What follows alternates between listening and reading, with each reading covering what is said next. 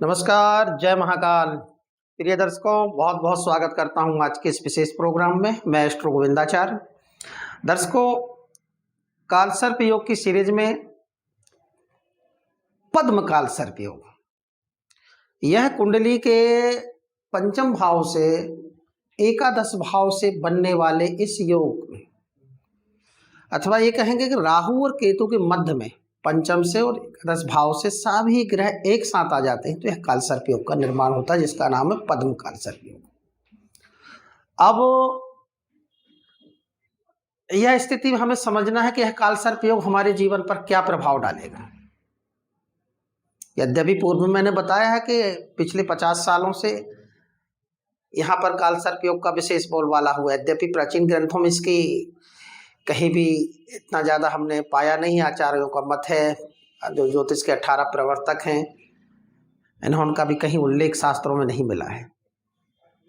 परंतु आज हम देखते हैं कि काल सर्प योग की, जो कहते हैं ना, आवश्यकता आविष्कार की जननी है, तो जब आवश्यकता पड़ती है तो उसका आविष्कार भी होता है।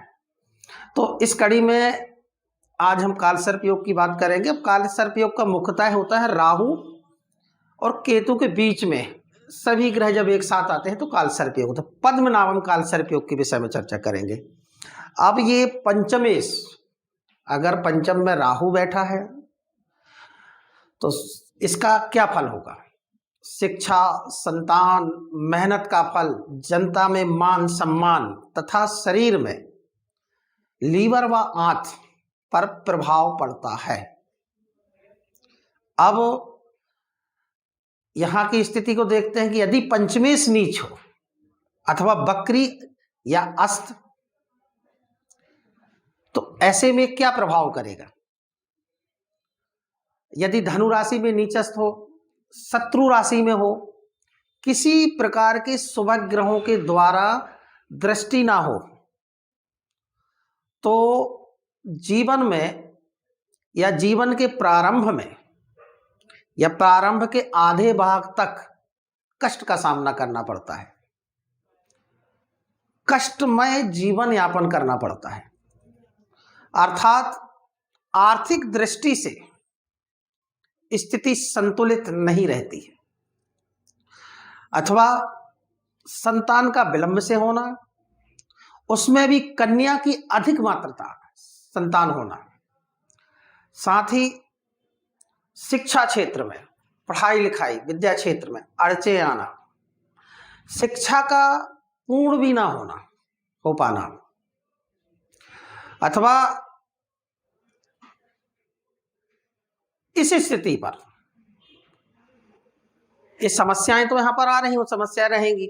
अगर पंचमेश उच्च राशि में हो, बली हो और शुभ ग्रहों का योग है, स्थित अच्छा योग बन रहा हो, तो अनेक प्रकार से गुप्त विद्याओं का भी ज्ञान प्राप्त कराता है। अथवा यहां पर यदि मंगल और राहु का योग हो तो जातक कूटनीति का भी प्रयोग करता है। दर्शकों, राहु एक कूटनीतिक, अगर मंगल के साथ संयोग बनाता है तो एक कूटनीति का भी प्रयोग करता है। ऐसी स्थिति पर अब तो हमने ये बताया कि इस प्रकार की स्थिति रहेगी तो ये फल इनके रहेंगे। दर्शकों, सर्वप्रथम हमें समझना है कि आपकी अपनी जन्मपत्री में काल सर्प योग बना है अथवा नहीं बना है। इस विषय को भी आपको पूर्ण रूप से समझना चाहिए। आप हमारे दिए गए नंबरों से संपर्क कर सकते हैं और आप अपनी जन्मपत्री का पूर्ण रूप से, निःशुल्क रूप से आप विश्लेषण प्राप्त कर सकते हैं। आप हमें अपने कमेंट के माध्यम से भी बता सकते हैं। और निवेदन है, एक बात, आप हमारे इस चैनल को सब्सक्राइब करें, लाइक करें, नोटिफिकेशन बेल को भी दबाएं। आप हमारे दिए गए नंबरों से संपर्क करके पूजा पाठ, जन्मपत्री इत्यादि निःशुल्क सेवा प्राप्त कर सकते हैं। नमस्कार, जय महाकाल।